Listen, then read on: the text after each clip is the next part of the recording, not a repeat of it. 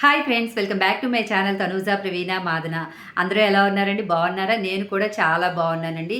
మీలో ఎవరైనా నా ఛానల్ ఫస్ట్ టైం చూసేటట్లయితే please like, share and subscribe my channel అండి. నేను 10 డేస్ బ్యాక్ ఒక వీడియో అయితే రిలీజ్ చేశానండి. ఒక 10 టిప్స్ అయితే చెప్పాను. ఈ 10 టిప్స్ మనం ఫాలో అయితే బరువు అనేది ఈజీగా తగ్గొచ్చని. దాంట్లో చాలామంది నాకు కామెంట్ చేశారండి.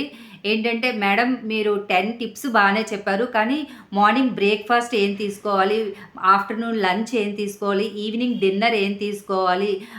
డే ప్లాన్ అంతా చెప్పండి అన్నారు. ఆ డే ప్లాన్ అంతా చెప్పడానికే ఈ వీడియో అయితే తీస్తున్నానండి. మీరు ఆల్రెడీ థంబ్‌నెయిల్ అయితే చూసే ఉంటారు. రోజంతా ఇలా ఫుడ్ తింటే మీరు బరువు తగ్గడం గ్యారంటీ అని ఉంది. అదేనండి, మనం ఏ ఏ ఫుడ్‌లు తినాలనే విషయం గురించి ఈ వీడియో అయితే తీస్తున్నాను.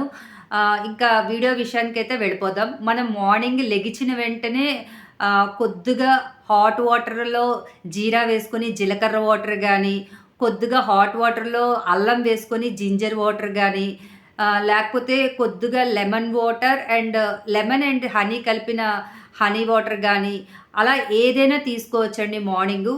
టీ, కాఫీ తగ్గించి. బట్ టీ, కాఫీ తీసుకోవచ్చు. బట్ షుగర్ కూడా తగ్గించి తీసుకోవాలండి, అంతే. మార్నింగ్ బ్రేక్‌ఫాస్ట్‌లు, లంచ్‌లు, బాక్సులు అన్నీ ఉన్నప్పుడు లేడీస్‌కి అన్నీ చేసుకోవడానికైతే ఖాళీ ఉండదు. అలాంటప్పుడు ఏం చేస్తారంటే, అట్‌లీస్ట్ మనం కొద్దిగా గోరువెచ్చటి నీళ్ళైనా మార్నింగే తీసుకోవాలండి. మార్నింగ్ లెగిచిన వెంటనే కొద్దిగా హాట్ వాటర్ అయితే 2 గ్లాసెస్ తాగాలని చెప్పాం కదండీ! హాట్ వాటర్ తాగేసిన తర్వాత నెక్స్ట్ అయితే బ్రేక్‌ఫాస్ట్ విషయానికొద్దామండి. బ్రేక్‌ఫాస్ట్ మనము ఇడ్లీ అయినా తీసుకోవచ్చండి, దోస అయినా తీసుకోవచ్చు. మన సౌత్ ఇండియన్ బ్రేక్‌ఫాస్టుల్లో రారాజైన పెసరట్టు, ఉప్మా కూడా తీసుకోవచ్చండి. అసల పెసరట్టు అనేది మనకి వెయిట్ లాస్‌కి చాలా బాగా ఉపయోగపడుతుంది. ఏవైనా తీసుకోవచ్చండి. బట్ క్వాంటిటీ తగ్గించి తీసుకోవాలి, అంతే. మనము రెగ్యులర్‌గా యూజ్ చేసేటట్లే, అందరికీ చేసేటట్లే మనం కూడా ఇడ్లీ, దోస అవి ప్రిపేర్ చేసుకోవాలి. మనకి కొద్దిగా ఆయిల్ తగ్గించి అలా ఏం ప్రిపేర్ చేసుకోక్కర్లేదు. అందరూ ఎలా తింటారో అలాగే తినాలి. బట్ క్వాంటిటీస్ కొద్దిగా తగ్గించాలి. అంటే 3 దోసలు తినేవాళ్ళు 2 దోసలే తినాలండి. అలాగా 2 పెసరట్లు తినేవాళ్ళు 1 పెసరట్టే. అలా మనం క్వాంటిటీని కంట్రోల్ చేసుకుంటూ తినాలి. ఇంకా బ్రేక్‌ఫాస్ట్‌లో డ్రై ఫ్రూట్స్ అన్నీ సోక్ చేసుకొని అవి కూడా మార్నింగ్ బ్రేక్‌ఫాస్ట్‌లో తినొచ్చండి. నెక్స్ట్ ఇంకా మనం ఒక 2 ఎగ్స్ బాయిల్ చేసుకొని, ఎగ్స్ ప్లస్ మిల్క్ కూడా తీసుకోవచ్చు.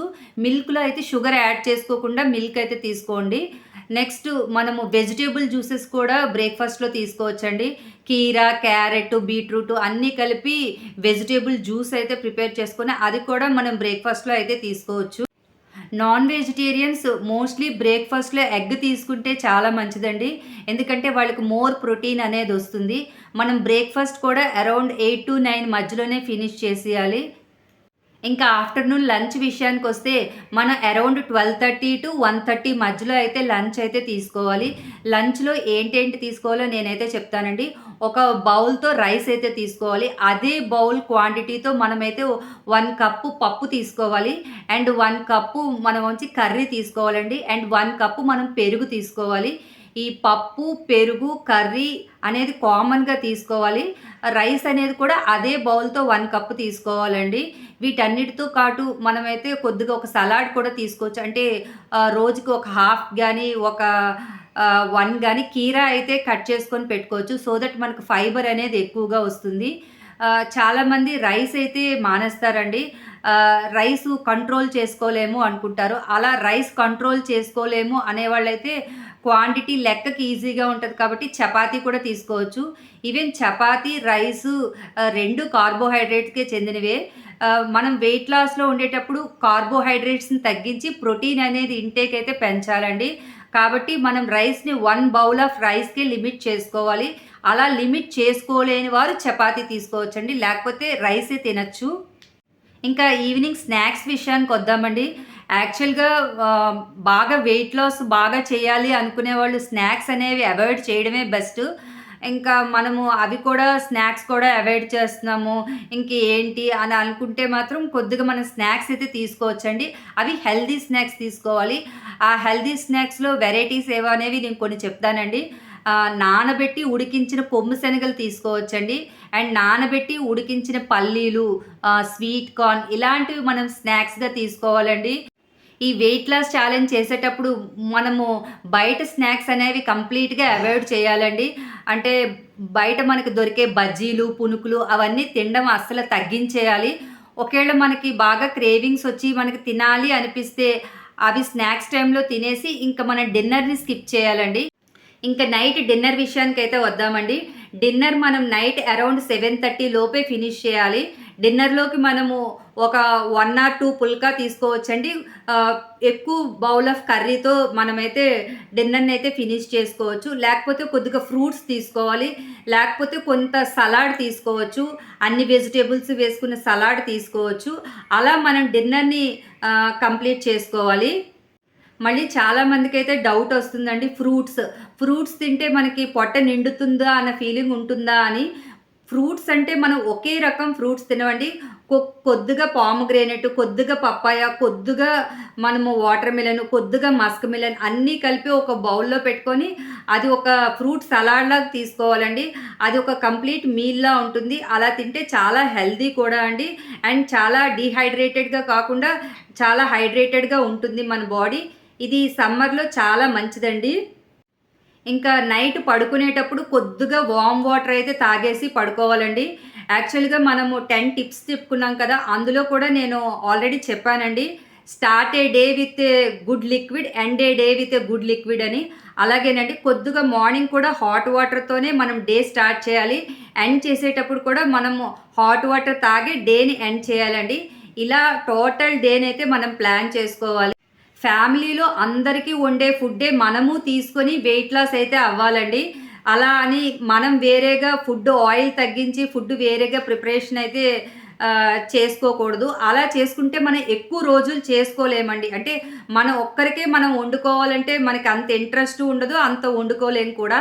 అందువల్ల అందరికీ చేసే ఫుడ్డే తీసుకోవాలి. వాటిని క్వాంటిటీస్ తగ్గించి తీసుకోవాలండి అంతే.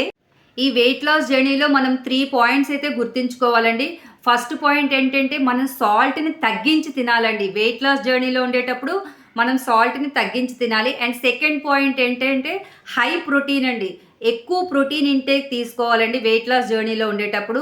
And third one is fibre అండి. ఫైబర్‌ను కూడా ఇంక్రీజ్ చేయాలి. మోర్ ఫైబర్ తీసుకుంటే మనకి వెయిట్ లాస్ అనేది చాలా ఈజీగా ఉంటుంది. యాక్చువల్లీ మనకి ప్రోటీన్ ఫుడ్స్ అంటే మనం చెప్పుకోవచ్చు. మనం చికెన్‌లో మనకి ప్రోటీన్ ఎక్కువ ఉంటుందండి. ఎగ్‌లో ప్రోటీన్ ఎక్కువ ఉంటుంది. వెజిటేరియన్స్‌కొస్తే పన్నీర్‌లో ఎక్కువ ప్రోటీన్ ఉంటుంది. మష్రూమ్‌లో ఉంటుంది. టోఫూలో ఉంటుంది. అలా ప్రోటీన్ ఫుడ్ అనేది ఎక్కువగా తీసుకోవాలండి.